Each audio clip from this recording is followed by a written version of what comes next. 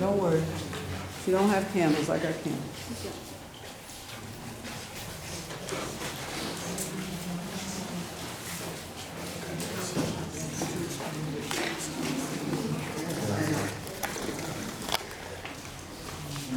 All right, so I'll take this opportunity and also explain to you what happened in this particular room. You realize that this room is a bit brighter than all the other rooms behind you. So you're wondering, why is it so bright like this? Yeah, so the British had a purpose for this room. They called it the sorting out room or the separation room. The dungeons contained over 1,000 people, and they lived here for about 3 months before the ships arrived. And by the time the ships arrived, many died. Others were too sick or too weak to survive the journey. So here, with a light, they sorted out the captives before they ended up on the ships. So it's more like they picked those who were fit and strong enough to survive the journey. Those who were sick and incapable of surviving the journey stayed behind in the dungeons till the time they died. They didn't even let them go free. They left them here to die. So those who were fit enough to survive were chained, shackled, or roped. Gradually, they were moved from here through a tunnel or a passage to the final exit we call Door of No Return. So when the men were leaving the dungeons for the Door of No Return, they didn't go out that way again. They went through a tunnel. And unfortunately, today, we can't go through the tunnel. The tunnel is closed. The British closed it to mark the end of the slave trade in all their territories in West Africa. So when we go up again, I will show you some part of the tunnel and the exit. And also today, this room is a sacred ground. With this, I'm talking about the type of religion we had in Africa before Christianity or Islam was introduced. Often you hear people say the African never knew God. It was only when the Europeans and the Arabs introduced us to Christianity and Islam, that was only when we knew God, but that is a lie. We knew God. And others also feel that Africa's civilization started about 500 years ago when the Europeans came. No, it started way back before that. So with this, I'm talking about the traditional or the indigenous religion we practiced before Christianity or Islam was introduced. This religion believes in the existence of a supreme being, God, that God is the creator of all the things on this universe. So if you want to communicate to God, you can communicate to God through nature, through the stars, the moon, the wind, the mountains, the animals, the plants, you name it. So that has been the trend. This land was actually a sacred ground before the castle was constructed on it some years ago. They constructed the structure on a rock, which was sacred. Let me also enlighten you on this. Where the Europeans constructed their dungeons were all sacred grounds for the people.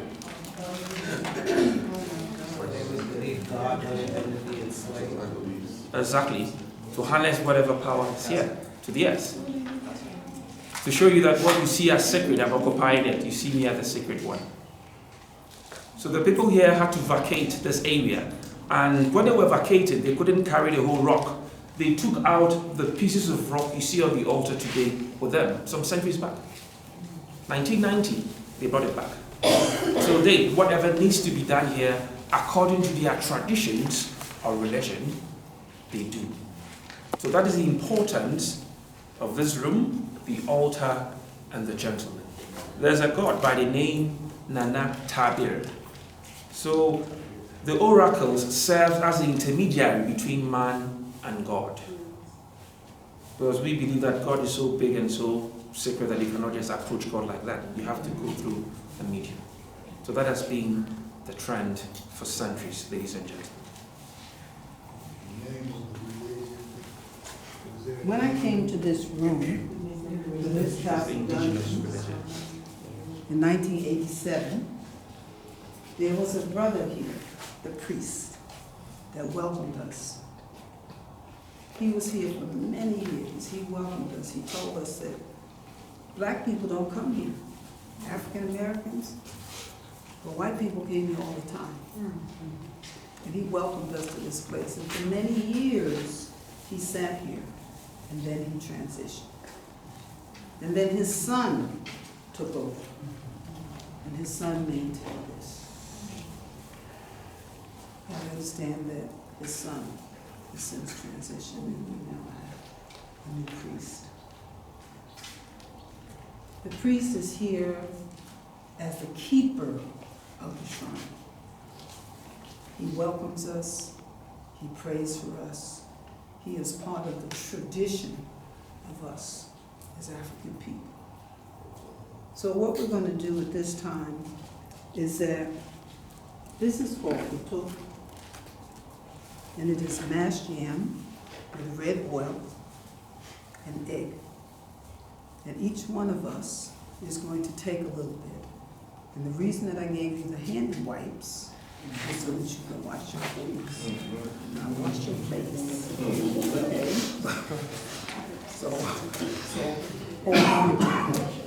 So what we're going to do before we can offer the food to the ancestors, it's like before you can give the food to the king, you have to taste it and make sure that it's not poison. So I'm going to take a little bit of the yam and a little egg. And I'm going to offer some to my ancestors. And bring it in.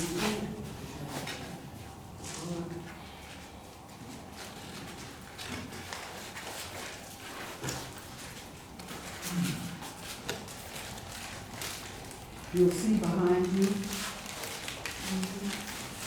wreaths that have been brought by other visitors. Every year, we have a reverential march through the streets of Cape Coast into the Castle Dungeons. Into the Castle Dungeons. At that time, we come in, a wreath is laid, we have our prayers, we have our celebration, and then we usher in Emancipation Day. Emancipation Day was started here in Ghana in 1998 after President Rawlings had visited Jamaica, West Indies, and said that we need to have an Emancipation Day here. So we have had Emancipation Day from that day to this. They have a panifest every other year. Every year, come hell or high water, we march through the streets of Cape Coast and come to this place. So I'm going to pass this around. George, as I give out the food, can you start the fire, my brother, and start lighting the candles.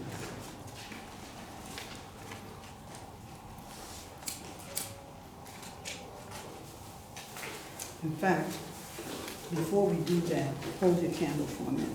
Hold your candle. Before we do that, I'm going to give it over to the priest and bring up the ancestors.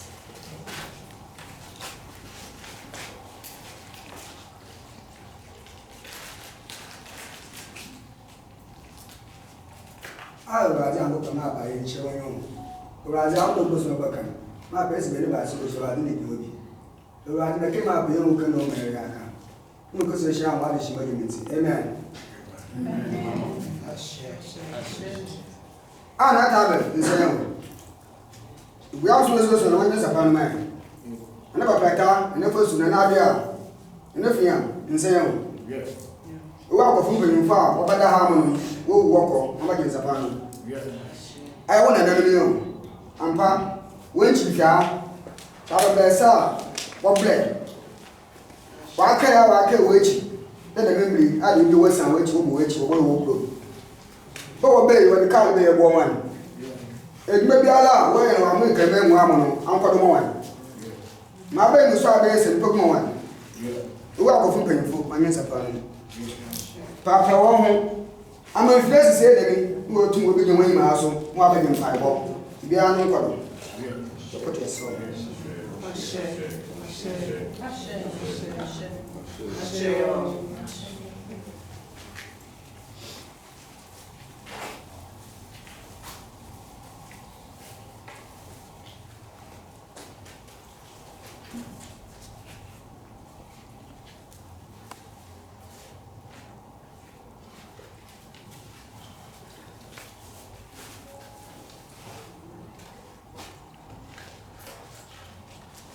So you'll take both, little yam, little egg.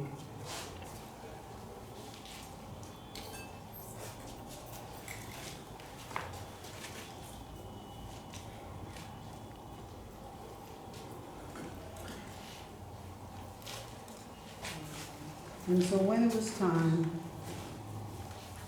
the brothers were taken out of here through the tunnel down to the women's country,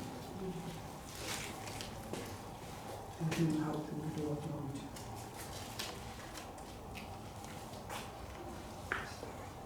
Thank you.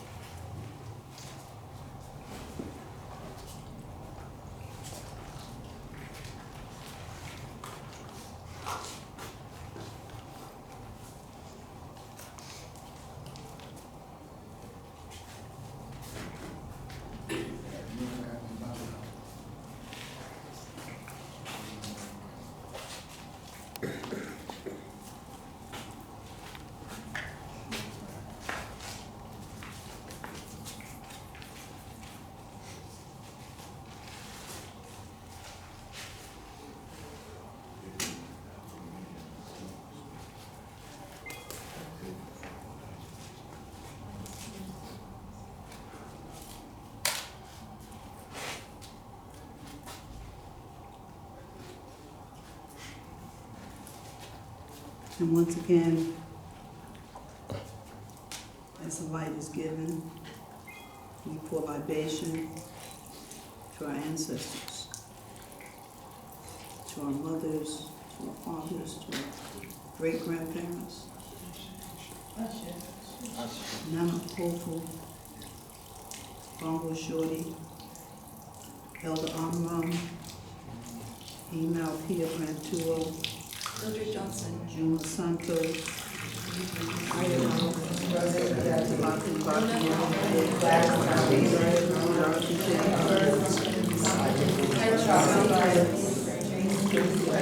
Jenny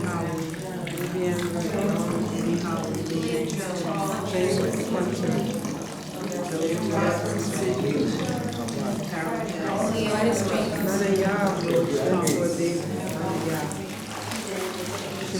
Beverly Gray, Beverly Gray, all the ancestors' names that we have not heard. but whose shoulders we stand upon, whose backs we lean upon.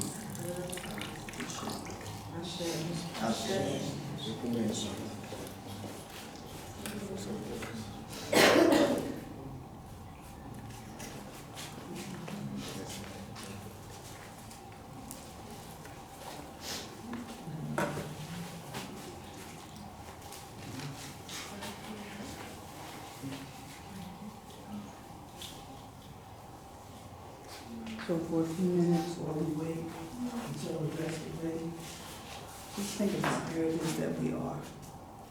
And think about why it is that we are. And just imagine as our brothers walked out past this place, through this door, out and under the tunnel that runs the length and breadth of this hellhole called the dungeon. We take a few minutes to think about that.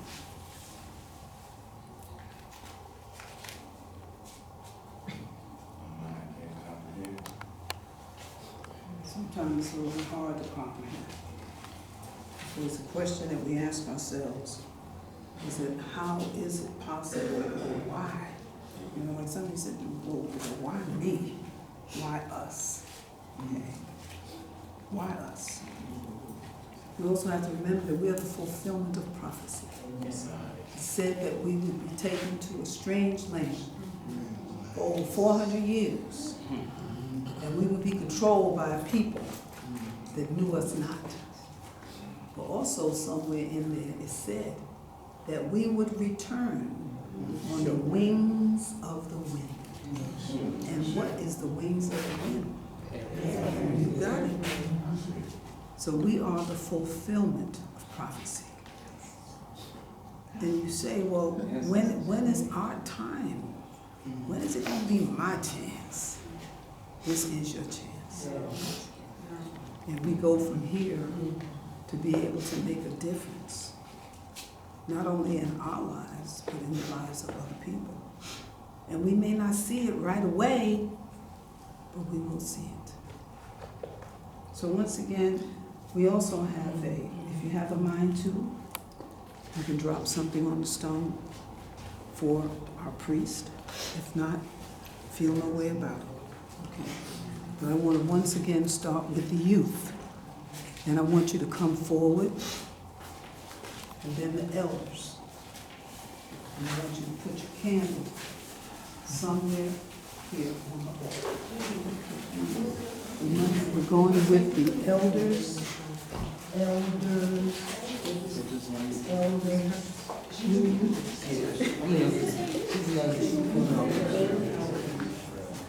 Let's put your candles there. And George, would you begin to lead them out? And as we did it before, put your candles. George, you can start taking them out.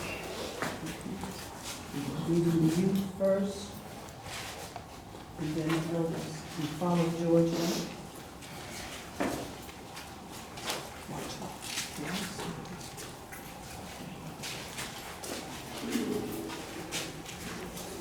We're going to start with our brother here. Now, please, everybody stay where you are. Once you put your candle down, then you go out in the room. You're going to follow the circle of candles. The rest of you are going to go this way, around, drop your candle, and go out the door. Now you can put it anywhere on the wall.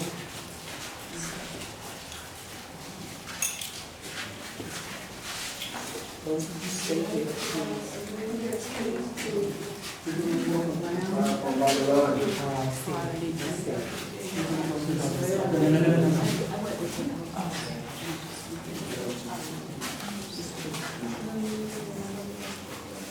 People, I beg of you, let us listen.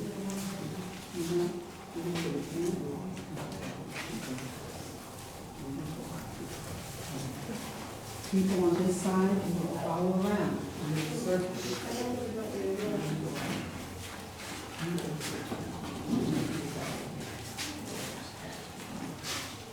Those of you that are over here, say,